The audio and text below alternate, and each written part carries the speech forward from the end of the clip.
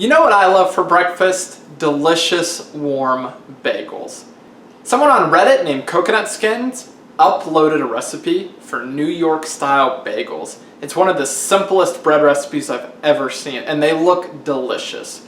You do have to store them in the fridge though for 8 to 12 hours, which typically should be overnight, so I'd recommend starting them at night like I'm doing now. But if you want some delicious bagels, let's do it.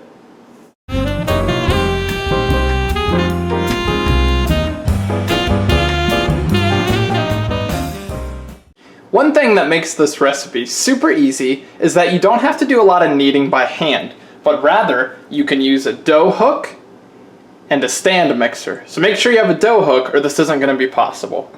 The first thing you'll want to do is put 5 cups of bread flour into your stand mixer.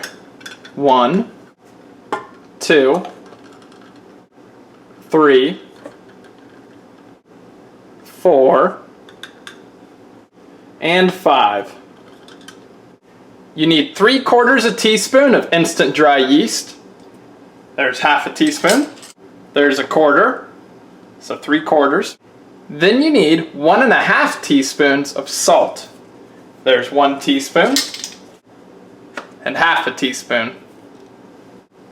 And I'd recommend mixing these all together, just so that the salt and yeast really spread evenly with the bread flour.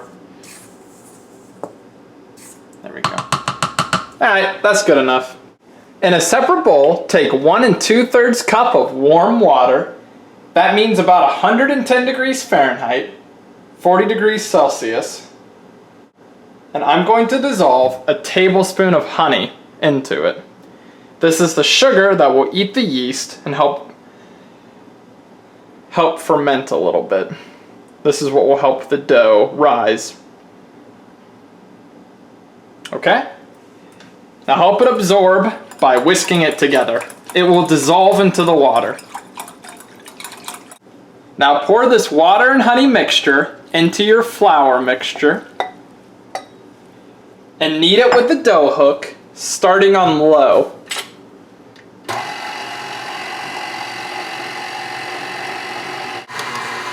And now that it's beginning to come together, you can go medium slow, so a little faster. And here's the best part. Let this run for 10 to 15 minutes on its own. You don't have to knead it. You're looking for it to be super smooth. It's been about 11 minutes for me, and that dough is super smooth. So get it off your hook, and then oddly, don't put any flour down on the surface. Alright, so get your really smooth dough. You'll see it's nice and smooth. I maybe could have kneaded it slightly longer, but this is really smooth. Now shape it into a log, and don't worry about it being, super uniform in shape. We're just letting it rest. Okay, I'd say that's a nice log. And then cover it with an inverted bowl. So I'm just gonna use a pot.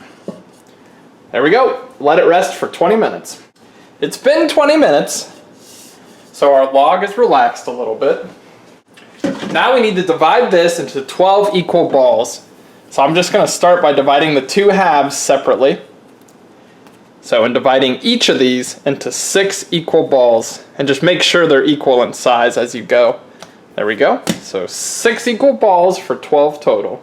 Now that you've got 12 equal balls, or roughly the same size balls, there's 2 methods you can use to make your bagels. So you can poke a hole in the center, and that's kind of annoying. Although it's not too bad actually. There we go. Or you can roll it out into a log,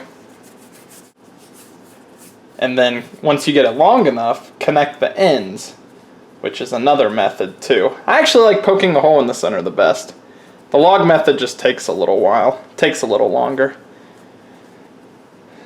Okay, so there we go. 2 methods to get a bagel shape.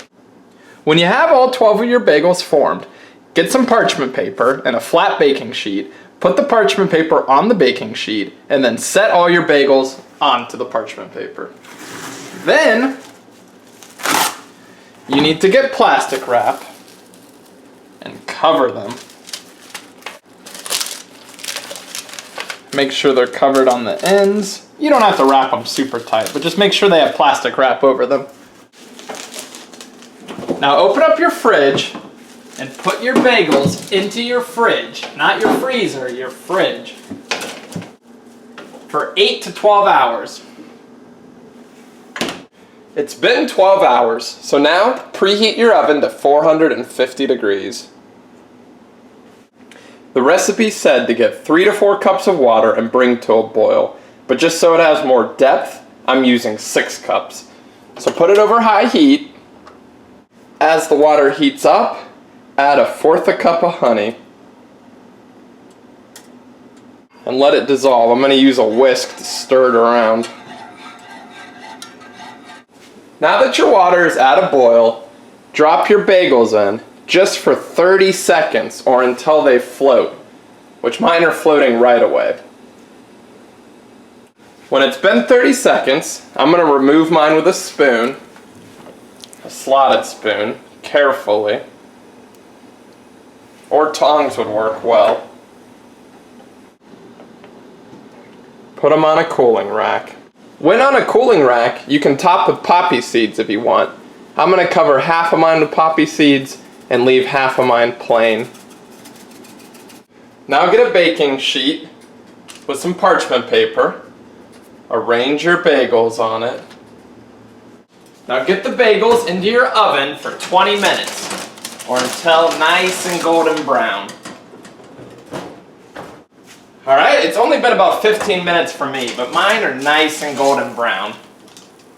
So take them out and let them rest for a minute before we cut them up. Once your bagel becomes cool enough to handle, cut it open using a bread knife.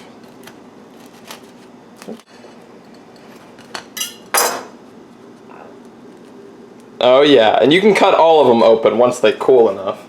Alright, I've got my bagel. I put some cream cheese on it. That's good.